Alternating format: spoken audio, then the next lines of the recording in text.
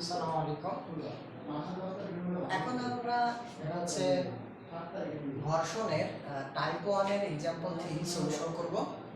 তো এই সলিউশন করার জন্য আসলে প্রথমে দেখতে হবে যে আমাদের ম্যাথে ফিগার দেয়া আছে কিনা, প্রশ্নে ফিগার দেয়া আছে কিনা। যদি ফিগার দেয়া না থাকে তাহলে আমরা অবশ্যই ফিগারটা ড্র করব, ঠিক আছে? এখন ফিগারটা ড্র করব এই কারণে যে হচ্ছে যে ফিগার ড্র না করলে আসলে আমরা ম্যাথ, ঘর্ষণের ম্যাথ বিশেষ করে ফিগার ড্র ছাড়া আসলে করা সম্ভব না। তো আমরা প্রথমে কি করব, কোশ্চেনটা পড়বো এবং ঘর্ষণের মানে কোশ্চেন পড়ার সাথে সাথে আমরা ঘর্ষণের ম্যাথগুলো আসলে ফিগার ড্র করব। তাহলে ফিগার ড্র করলে আমরা ম্যাথগুলো ইজিলি সলভ করতে পারবো। তো চলো আমরা ফিগারটা ড্র করি, ম্যাথের ফিগার ড্র করি, ঠিক আছে? তো এখানে বলা হচ্ছে ভূমির সহিত 45 ডিগ্রি কোণে একটি হেলানো তলের উপর 25 কেজি বলতেছে যে ভূমির সহিত 45 ডিগ্রি কোণে। তো দেখেন এটা যদি আমরা ভূমি ধরি তো ভূমির সহিত কত ডিগ্রি কোণে বলা আছে? 45 ডিগ্রি কোণে। তো এটা হচ্ছে আমাদের রেফারেন্স এক্সিস ভূমি। তো ভূমির সাথে 45 ডিগ্রি ধরলাম যে এটা হচ্ছে আমাদের ভূমির সাথে 45 ডিগ্রি কোণ। সেই 45 ডিগ্রি কোণ হলো, তো বলতেছে যে একটি হেলানো তলের উপরে 25 কেজি ওজনের একটি বাক্সকে, একটি হেলানো তলের 45 ডিগ্রি কোণে একটি হেলানো তলের উপরে, অর্থাৎ এই যে 45 ডিগ্রি কোণে এই যে হেলানো তল তার উপরে কি করছে আমাদের 40 কেজি 50 কেজি ওজনের একটি বাক্স, 50 কেজি ওজনের একটি বাক্স রাখা হয়েছে, ঠিক আছে? তো আমি ধরলাম যে 50 কেজি ওজনের বাক্সটি হচ্ছে এটা, এই বাক্সটি হচ্ছে ওজন হচ্ছে কত কেজি? হচ্ছে 50 কেজি। তো 50 কেজি দেখেন 50 ডিগ্রি ঢালু যদি হয় তাহলে কি হবে? একটা নির্দিষ্ট অ্যাঙ্গেল বরাবর ওজনটা নিচে দিয়ে ক্রিয়া করে। তো এটার ওজন দেওয়া আছে কত? 50 কেজি। তারপর বলা হচ্ছে একটি 40 কেজি বল প্রয়োগ করে, 40 কেজি কি করছে? বল প্রয়োগ করে হেলানো তলের সহিত, হেলানো তল কোনটা? আমাদের এই যে হেলানো তলটা, তার সহিত কি করা হচ্ছে? 40 কেজি বল প্রয়োগ করে হেলানো তলের সহিত সমান্তরাল অবস্থায়, অর্থাৎ এই যে আমাদের হেলানো তলটা ছিল তার সমান্তরালে কি হইতেছে? 40 কেজি, ঠিক আছে? 40 কেজি 40 কেজিতে কি হচ্ছে? টানা হচ্ছে, ঠিক আছে? তাহলে এটা হচ্ছে 40 কেজিতে কি করতেছে? টানতেছে। এই এখন হচ্ছে কি হচ্ছে ঘর্ষণ বল এবং ঘর্ষণ সহগ নির্ণয় করো। এখন আমরা কি জানি? ঘর্ষণ বল হচ্ছে F এর মান আর হইতেছে ঘর্ষণ সহগের মান হচ্ছে মি। আমাদের এই দুটো ডাটা বের করতে বলছে, ঠিক আছে?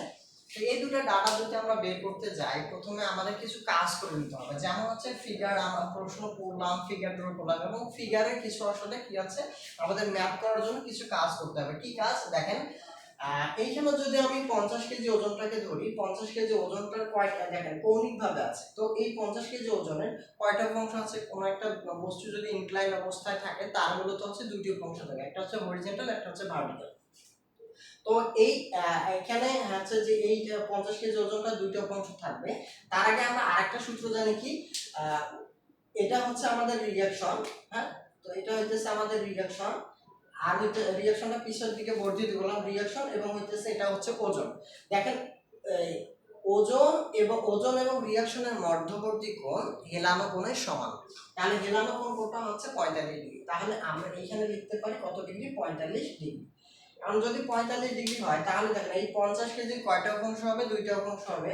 তো ওজনটার দুইটা অংশের একটা অংশ যেহেতু যার সাথে কোণ আছে সেটা হচ্ছে cos, হ্যাঁ ঠিক আছে, cos হবে। তাহলে হইতেছে 50, এটা হলো আমাদের 50 আর cos কত ডিগ্রি হচ্ছে? 45 ডিগ্রি। আরেকটা অংশ থাকবে সেটা হইতেছে এই বরাবর, হ্যাঁ এই বরাবরে। তাহলে এটা হইতেছে আমাদের 50 sin 45 ডিগ্রি, ঠিক আছে? দুইটা অংশ আমাদের ভাগ করে নিলাম। তাহলে এখানে আমাদের মোটামুটি হইতেছে আমাদের ওজনের যে কাজটা, সেই ওজনের কাজটা আমরা শেষ করে দিলাম।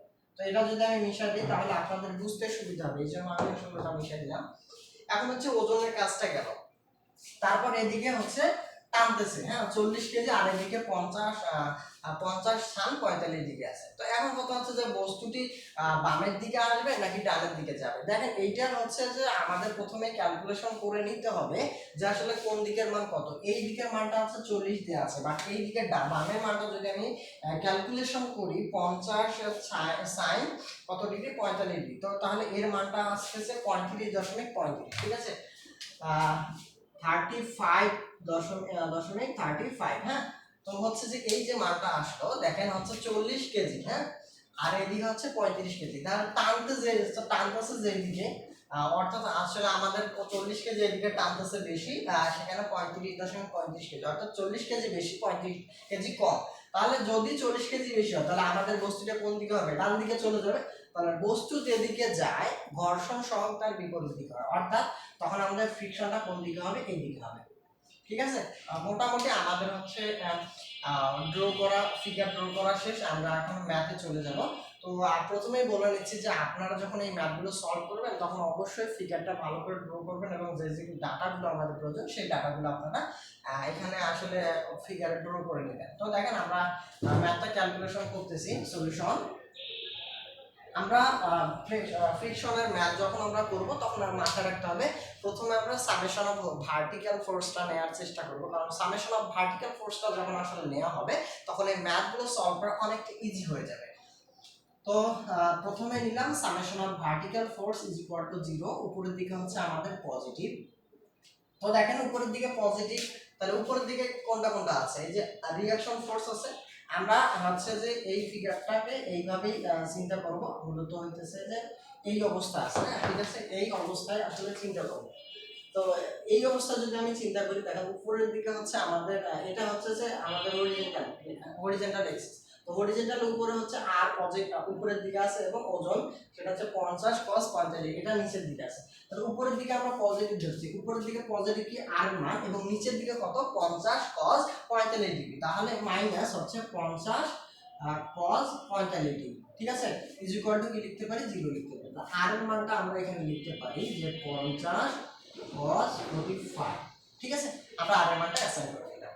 তারপরে হচ্ছে আমাদের কাজকে, আমাদের যেহেতু ফ্রিকশন বের করতে হবে এবং নিউ এর মানটা বের করতে হবে, তাহলে দেখেন আমরা প্রথমে তারপরে আমরা যে কাজটা করতে পারি সেটা হচ্ছে যে summation of horizontal force is equal to হচ্ছে 0, কোন দিকে পজিটিভ, ডান দিকে পজিটিভ। ঠিক আছে, ডান দিকে যদি পজিটিভ হয় তাহলে দেখেন আমাদের ডান দিকে কোন কোন মান আছে, ডান দিকে পজিটিভ শুধু কোনটা মান আছে, এই একটা মান আছে, সেটা হচ্ছে 40 কেজি। তাহলে এইটা হচ্ছে আমাদের পজিটিভ মান, এবং নেগেটিভ মান কি দেখেন ডান দিকে আমাদের নিউট্রাল অর্থাৎ মূলবিন্দুর ডানে হচ্ছে 40 কেজি এবং বামে কত ডিগ্রি হচ্ছে 50 sin 45 ডিগ্রি অথবা 35 বলতে পারি, এবং হচ্ছে ফ্রিকশনের মানটা। তাহলে আমরা ডান দিকে যেটা আছে সেই মানটা আগে প্রথমে নিব, সেটা হচ্ছে 40 মাইনাস, কারণ হচ্ছে এই মানগুলো বামে আছে, তাহলে হইতেছে কত 35.35 লিখতে পারি, মাইনাস হইতেছে ফ্রিকশন ইজ ইকুয়াল টু 0। দেখেন আমাদের প্রশ্নে অলরেডি বলেছিল যে ফ্রিকশন কত, তাহলে আমরা অলরেডি ফ্রিকশনের মানটা পাওয়ার উপক্রম অবস্থায় আছি। তাহলে ফ্রিকশনটা যদি আমি এদিকে দেখেন, ফ্রিকশনটা আমি কি করব, মান বের করব। তাহলে দেখেন এটা পজিটিভ মান, এটা নেগেটিভ মান, এটা হচ্ছে নেগেটিভ মান। তো সমান সমানের যদি আমি বাম দিক থেকে ডান দিকে নিয়ে যাই তাহলে নেগেটিভটা হবে পজিটিভ, তাহলে সবগুলো মানকে আমি রাখলাম এবং ফ্রিকশনটাকে বের করে নিলাম। যে ফ্রিকশনটাকে বের করে নিলে কি থাকে 40 মাইনাস 35.35, তাহলে আমাদের এখান থেকে ফ্রিকশনের যে মান পাচ্ছি সেটা হচ্ছে 4.64 কেজি। তাহলে অলরেডি আমরা একটা মান পেয়ে গেছি। তো আশা করি এই এতটুকু ম্যাথটা আপনারা বুঝতে পারছেন। এখন হচ্ছে যে আমাদের হইলো যে আমাদের নিউয়ের মানটা বের করতে বলছে, হ্যাঁ ঘর্ষণ সহগ নিউয়ের মানটা বের করতে বলছে। ঘর্ষণ সহগ নিউয়ের জন্য আমাদের হইতেছে কি এই আমরা কি জানি F সমান সমান মিউ, তাই না? F সমান সমান মিউ আর যদি জানি তাহলে দেখেন আমাদের F এর মানটা অলরেডি আমি জানলাম 4.64, এবং হচ্ছে মিউ এর মানটা আমাদের বের করতে হবে, এবং হচ্ছে আর এর মানটা আমরা অলরেডি পেয়ে গেছি। তাহলে F এর মানটা আমরা বসাই যে 4.64 ইজ ইকুয়াল টু হচ্ছে মিউ এর মান বের করতে হবে, এবং রিঅ্যাকশনের মান কত 50 cos 45 ডিগ্রি, তাহলে হচ্ছে 50 cos 45। তাহলে এখন এখান থেকে যদি আমরা মিউর মানটা বের করি বা ক্যালকুলেশন করি তাহলে আমাদের মানটা আসতেছে 0.1312, এটা হলো আমাদের অ্যানসার। তো আশা করি আপনারা ম্যাথটা বুঝতে পারছেন। তো এই পর্যন্ত এই ম্যাথটা।